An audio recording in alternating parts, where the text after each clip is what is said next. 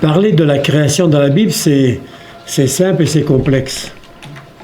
Quand vous ouvrez la Bible, la première page nous présente le récit de la création. Mais vous savez bien que la Bible n'est pas un livre comme un autre. Quand on se met à lire un livre, on se dit la première page, c'est le commencement de l'histoire, c'est la première chose qui a été écrite, et puis on va lire la suite pour savoir. Dans la Bible, le premier chapitre, la création, ça a été écrit bien après. Il n'y avait personne pour prendre des notes quand Dieu créait le monde. Hein. Enfin, il me semble. Hein. Donc, imaginons-nous que c'est une manière de présenter les choses. Hein. Tout cela, vous le savez, mais il faut sans cesse le redire. L'évêque célèbre le sacrement de la confirmation, vous le savez. Et pour ce sacrement de la confirmation, il est prévu de demander une lettre aux jeunes ou aux adultes. Plusieurs fois, j'ai eu en substance j'ai lu cette phrase. À l'aumônerie ou au caté, on nous apprenait que le monde a été créé en 7 jours. À l'école, on nous parle de la théorie de l'évolution. J'essaie de croire ce qu'on m'a dit au caté. Quand je lis ça, je me dis, ça ne va pas durer longtemps. Parce que c'est mis en opposition. Alors je ne dis pas qu'on ait enseigné cela aux enfants, mais en le disant sans trop de présentation, on se dit, il y a 7 jours, bon, et puis on essaie de se représenter les choses à partir de notre expérience des jours. Mais il ne faudra passer un moment sur ce récit de la Genèse pour comprendre et pourquoi il est écrit ainsi. Je répète, ça n'est pas les notes prises quand Dieu créait le monde. C'est une représentation humaine et pour essayer de rendre compte du monde tel qu'il est. Bon, j'y viendrai dans un moment. Vous avez remarqué dans la vidéo qui vient de passer, finalement, la création, elle est présentée sous forme de chants et d'images d'enfants qui sont dans la nature. Bien, je me dis que la première manière dont les croyants dans la Bible ont présenté le monde, c'est sous la forme de cantiques, d'actions de grâce, de louanges. Avant de chercher comment le monde a pu être fait, bien, on le prend tel qu'il est et on admire. Quand vous êtes ici, vous regardez l'étang de tout. Et il est beau. Alors c'est l'œuvre de la nature, c'est l'œuvre des hommes aussi, bien sûr, pour une part, mais voilà. Voilà un regard tout simple sur le monde. Donc d'abord, s'émerveiller. Mais la création, alors quelques mots d'abord avant d'aller dans les textes. Hein. Le mot création, c'est un mot théologique. Dans la Bible, le verbe créer est utilisé seulement pour parler de Dieu. L'homme ne crée pas. C'est Dieu qui crée. Il faut se mettre ça dans la tête, dans la Bible, uniquement pour Dieu. Et ce verbe bara dans l'hébreu.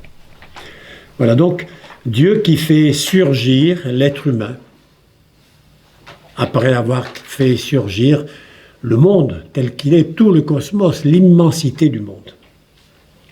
Alors aujourd'hui, on sait bien que ce verbe est largement utilisé, y compris pour parler de travail humain.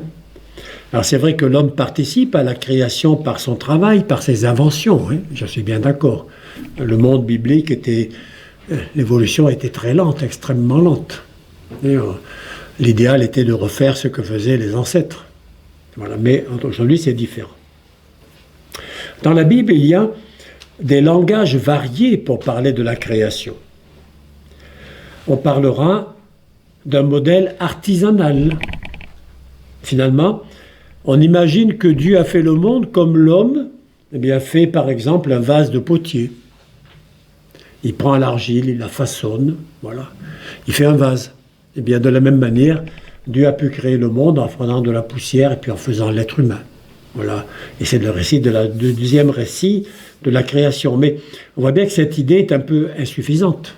Elle est très ancienne, mais elle est insuffisante pour rendre compte de tout. Il y a un modèle un peu plus récent, c'est le chapitre 1 de la Genèse. c'est le modèle de la création par la parole. Dieu dit et c'est fait. Donc, c'est plus Dieu qui façonne le monde, mais là, c'est Dieu qui parle. Alors ici, évidemment, la création devient pas simplement quelque chose du passé, mais aussi quelque chose qui continue à exister. Et c'est important, Marie-Hélène le disait, d'imaginer la création comme une action qui continue, et non pas comme une action qui remonte à quelques milliards d'années, puis c'est fini. Voilà, donc la création a deux sens. Dans l'acte de Dieu, évidemment, cet acte de Dieu, il a commencé à un moment donné. Mais un acte de Dieu qui a voulu le monde, qui a voulu l'être humain. Donc l'acte de Dieu qui finalement découle de la surabondance de son amour. Dieu se réjouit de l'existence de l'être humain avec sa liberté. Voilà, Dieu s'en réjouit. Dieu vit, le premier chapitre de la Genèse dit, Dieu vit que cela était bon, et même pour l'être humain, très bon. Et il savait pourtant tout ce qui allait arriver. Voilà, donc Dieu se réjouit là.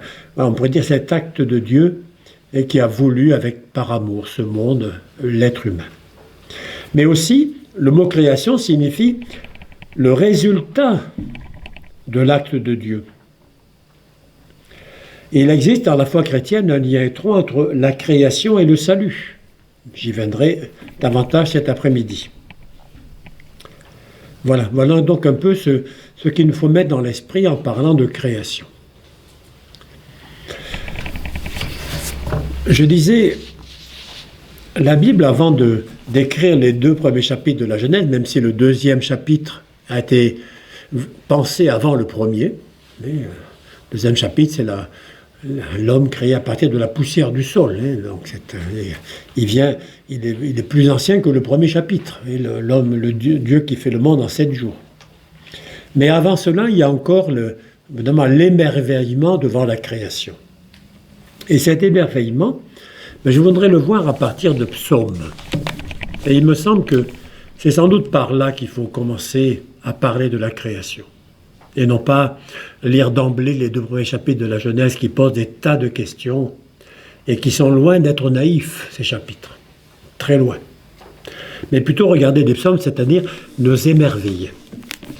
Alors dans les psaumes, je vais en prendre quelques extraits. Je vais surtout en commenter un que vous connaissez largement, je pense.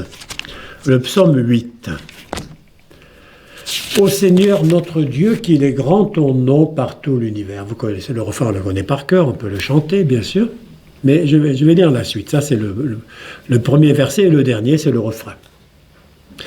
Lui qui a dit, ta majesté est plus haute que les cieux, par la bouche des enfants des tout-petits. Alors, évidemment, il y a le problème des traductions, je connais une quasiment par cœur, qui n'est pas celle de la Bible de Jérusalem, mais pour parler le même langage, il faudrait le dire en hébreu. Et là, je crains que je vais être un peu seul. Non, voilà. Alors, essayons quand même de faire avec les traductions telles qu'elles sont. Voilà. Donc, la bouche des enfants des tout-petits. À voir ton ciel, ouvrage de tes doigts, la lune et les étoiles que tu fixas. Qu'est-ce que donc que l'être humain, le mortel, que tu t'en souviennes, le fils d'Adam, que tu veuilles le visiter? À peine le fis-tu moindre qu'un Dieu, tu le couronnes de gloire et de beauté, pour qu'il domine sur l'œuvre de tes mains. Tout filmé par toi sous ses pieds. Brebis et bœufs tous ensemble, et même les bêtes des champs. L'oiseau du ciel et les poissons de la mer qui va dans les sentiers des mers. Ô Seigneur notre Dieu, qu'il est grand ton nom par toute la terre. Pour dire d'un mot, les traductions des Bibles de Jérusalem sont toujours compliquées. C'est-à-dire qu'un langage complexe, mais ce n'est pas du français courant. Et voilà. La traduction liturgique, elle doit être celle-ci, je pense. Oui, c'est ça. Et voilà, donc dit un peu autrement, et voilà. Alors, quand on lit ce psaume, on pourrait d'abord essayer de remarquer quelques éléments. Je l'ai lu très vite, mais quelques éléments. Il y a un tas de contrastes.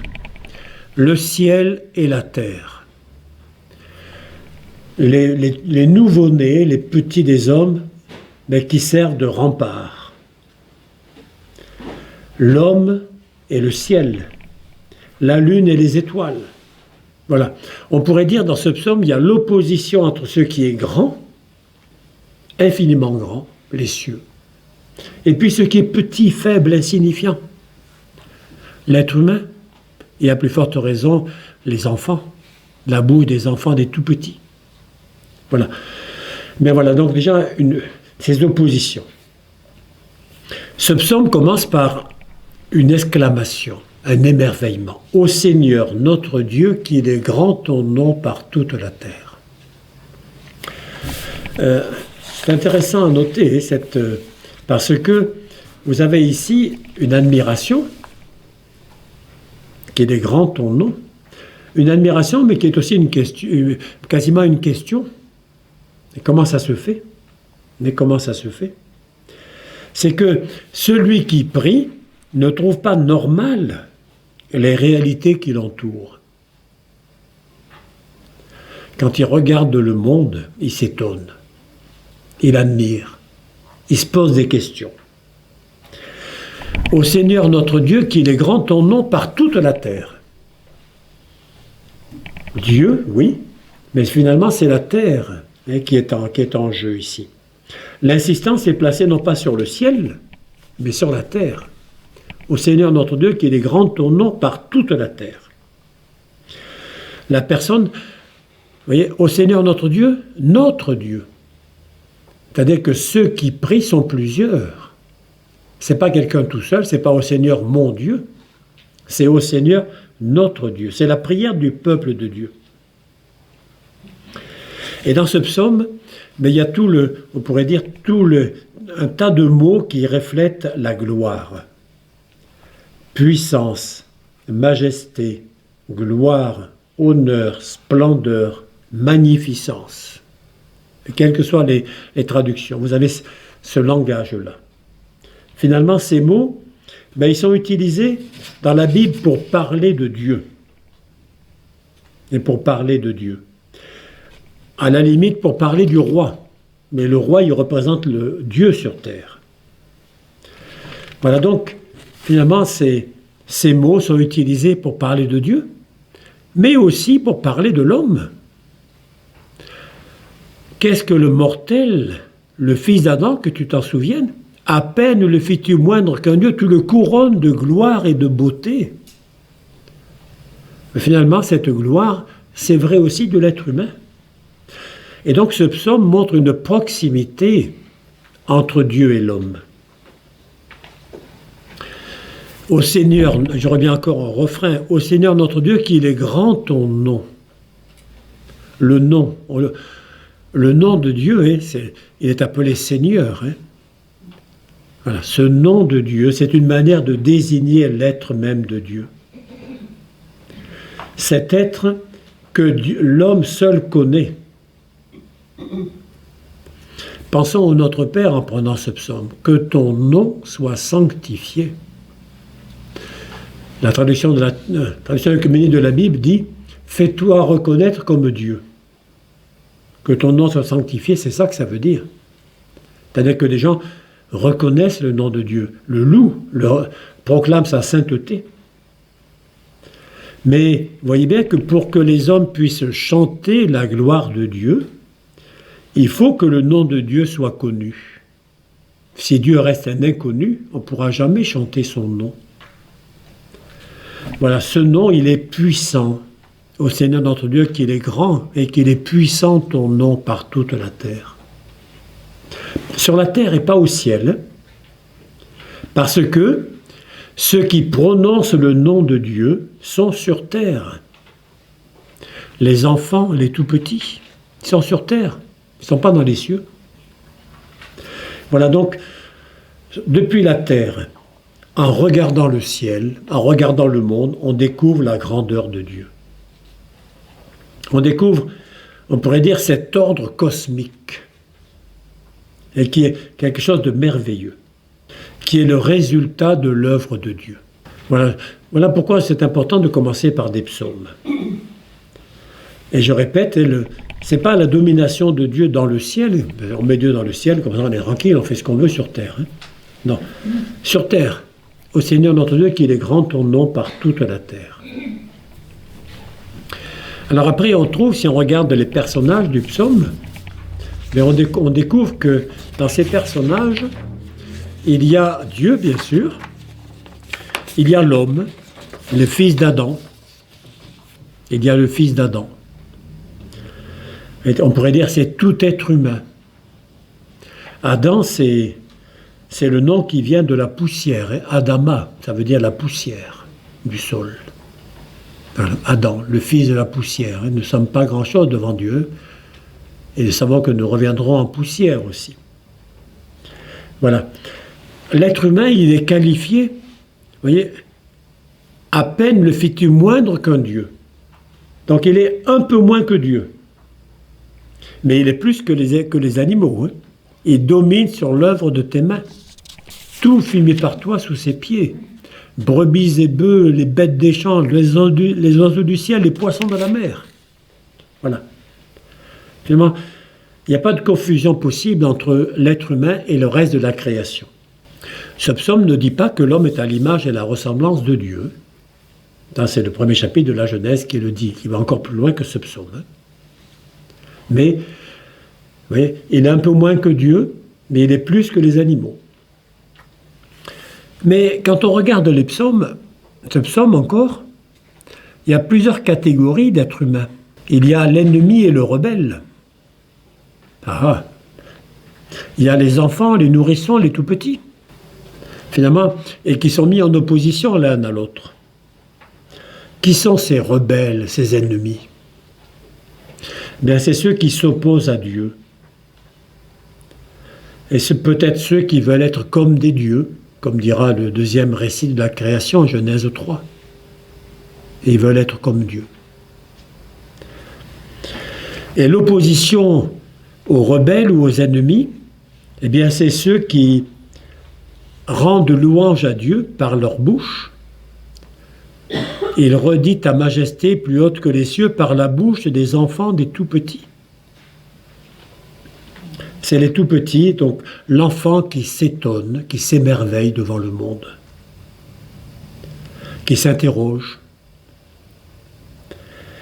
Alors, le langage de l'enfant ne convient pas, bien sûr, et il ne peut pas dire tout ce qu'est Dieu, il ne peut pas parler de toute cette majesté du monde, mais pourtant, c'est le langage qui convient, même s'il ne sait pas tout dire. Donc, il y a Dieu, il y a l'homme, il y a ces catégories humaines, et puis dans le psaume, il y a les animaux. Alors, les animaux, on pourrait dire, ça commence par les animaux domestiques, hein, les brebis et les bœufs. Ah bon, ça on les connaît bien. On pourrait ajouter la volaille, hein, enfin, ainsi de suite. Bon, bien. Mais après, il y a les animaux sauvages, les bêtes des champs. Et puis, il y a ceux qui échappent à l'homme, les oiseaux du ciel. Et même le plus mystérieux, les poissons de la mer. Les oiseaux du ciel, on les voit encore. Les poissons de la mer, on les voit un instant, puis après, ils s'enfoncent et on ne les voit plus. On ne sait pas où ils vont. Voilà. Les poissons de la mer, quand ils vont par les sentiers des mers. On ne sait pas où ils vont. Eh bien, l'être humain, il domine sur tout cela. Et il domine sur même ce qui est mystérieux, même ce qui lui échappe. On peut encore noter que dans ce psaume, il y a même des parties du corps qui sont citées. Il y a vraiment ce que fait Dieu, l'ouvrage de tes doigts, de tes mains. L'œuvre, avoir ton ciel, l'ouvrage de tes doigts, de tes mains. Bien. La bouche des enfants, des tout-petits. Ou bien encore ce qui est mis sous les pieds de l'homme. Vous voyez un peu des parties du corps humain pour parler de cette création. Finalement, c'est ce qu'on connaît le mieux. Voilà, vous voyez donc un peu ce psaume, mais qui nous invite à découvrir ce monde et à voir que finalement c'est à partir de ce qui est faible, tout petit, sans puissance, que Dieu va faire un rempart. La louange qui sort de la bouche des tout petits est une forteresse, plus forte que l'ennemi et le rebelle. L'ennemi et le rebelle sont les impies, hein, et c'est ceux qui s'opposent à Dieu. Qu'est-ce qu'on peut dire encore? Qu'est-ce que donc le mortel que tu t'en souviennes? Mais qu'est-ce que fait Dieu? Dieu se souvient de l'homme. Il se souvient de l'homme. Quand Dieu se souvient, il agit. Il vient en aide. Voilà, Dieu se souvient. C'est le verbe typique, hein, de quand Dieu se souvient, le monde change. Et c'était vrai pour l'Exode. Dieu se souvient de son peuple, il va le faire sortir de la captivité où il est en Égypte. Il se souvient. Ou bien encore, le fils d'Adam, que tu veuilles le visiter, que tu en prennes soin. Dieu prend soin de ton peuple. Prendre soin, c'est le verbe typique du bon pasteur à l'égard de son troupeau. Dieu prend soin de son peuple. Dieu prend soin des astres, oui, mais aussi des êtres humains. Donc il y a un rapport entre l'histoire et la création. Voilà, finalement, ce psaume nous présente l'être humain roi de la création, sans employer le mot, mais avec des images. Tu le couronnes. Qui c'est qui est couronné à part un roi, hein? Tu le couronnes. Tu lui donnes une autorité universelle sur les animaux, mais pas sur les autres hommes, hein? Sur les animaux. Voilà, et donc si l'homme est constitué roi de la création, mais c'est pour garder la vie sur la terre. Hein? C'est pas pour tout détruire. Il domine, mais attention, hein? Il domine sur l'œuvre de tes mains, mais pensons à l'époque. Hein? Aujourd'hui, on domine, on peut tout saccager facilement. À l'époque, avec la force musculaire des hommes, on ne peut pas faire grand-chose, hein? Ou avec les bœufs. On ne risquait pas de saccager tellement l'univers. Hein. Voilà, donc, et pensons à ce psaume avec tout ce qu'il peut nous dire. Nous montrer, je répète, dans la louange, dans l'émerveillement. J'aimerais citer encore un autre psaume. Un psaume différent ici, le psaume 136. Le psaume 136, dans la Bible, dans l'hébreu, le psaume 136, c'est un psaume qui a un refrain. Il répète 26 fois « Car éternel est son amour ». Donc c'est pas compliqué de répondre. Hein. « Car éternel est son amour ». Alors je ne vais pas tout le lire, il y a 26 strophes, hein, 26 versets, mais simplement quelques-uns. « Rendez grâce au Seigneur car il est bon, car éternel est son amour. Rendez grâce au Dieu des dieux car éternel est son amour. Rendez grâce au Seigneur des seigneurs, car éternel est son amour. » Première strophe, pour Dieu. Deuxième strophe. Lui seul a fait des merveilles, car éternel est son amour. Il fit les cieux avec sagesse, car éternel est son amour. Il a fermé la terre sur les eaux, car éternel est son amour. Et puis, il passe en revue la création. Mais j'arrive au verset 10. Après avoir parlé du soleil, de la lune, des étoiles, il frappa l'Égypte en ses premiers-nés, car éternel est son amour, et de là fit sortir Israël, car éternel est son amour, à main forte et à bras étendus, car éternel est son amour. D'un seul coup, ce psaume, qui commençait par Dieu et la création, se tourne vers le salut, vers l'histoire des hommes. L'histoire passée, je suis bien d'accord, la sortie d'Égypte. Donc, il évoque longuement la sortie d'Égypte, le passage au désert. Bon, j'arrive au verset 21. « Et donna leur terre en héritage, car éternel est son amour. En héritage à Israël, son serviteur, car éternel est son amour. Il se souvint de nous dans notre abaissement, car éternel est son amour. Il nous sauva de la main des oppresseurs, car éternel est son amour. » Tout ça, c'est au passé. On pourrait dire l'œuvre de Dieu, on est bien d'accord, on salue en passant, c'est du passé. Mais il y a deux versets pour finir ce psaume. Ils sont au présent. À toute chair, il donne le pain, car éternel est son amour. Rendez grâce au Dieu du ciel, car éternel est son amour. Vous voyez, l'avant-dernier verset est au présent.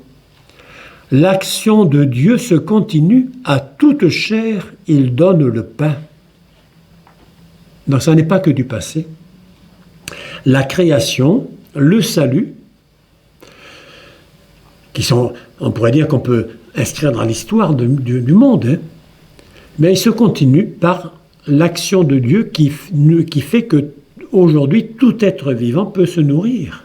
À toute chair, il donne le pain. Et donc, rendez grâce au Seigneur, éternel est son amour. Et ce refrain, vous voyez, qui revient constamment, éternel est son amour, le manifeste très fortement.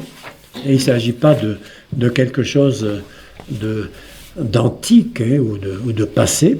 Finalement, Dieu qui a fait des merveilles dans la création, dans l'histoire, on pourrait dire, il a une seule œuvre. On ne va pas cantonner Dieu dans le passé lointain, le début de la création. On ne va pas le cantonner dans l'histoire du salut autrefois. Dieu, c'est la même œuvre, c'est le même Dieu qui agit dans la création, dans l'alliance, dans le salut. Et on rejoint ici un mot cité par saint Paul dans l'Épître aux Romains. La création tout entière attend la révélation des fils de Dieu. Romains 8, 19 à 21. Voilà, donc il y a ces phrases, ces phrases du psaume répètent sans arrêt. Et on pourrait dire cette louange de Dieu. Après avoir évoqué l'œuvre qui est Dieu, il y a 26 strophes. Hein. Les 3 premières concernent Dieu. La dernière concerne Dieu. Il en reste 22. 22, c'est les lettres de l'alphabet hébreu. Et même le mot est organisé pour correspondre aux 22 lettres de l'alphabet. Et donc en prenant des mots qui commencent Aleph, Bet, etc., Guimel, et ainsi de suite, A, B, C, D. Hein.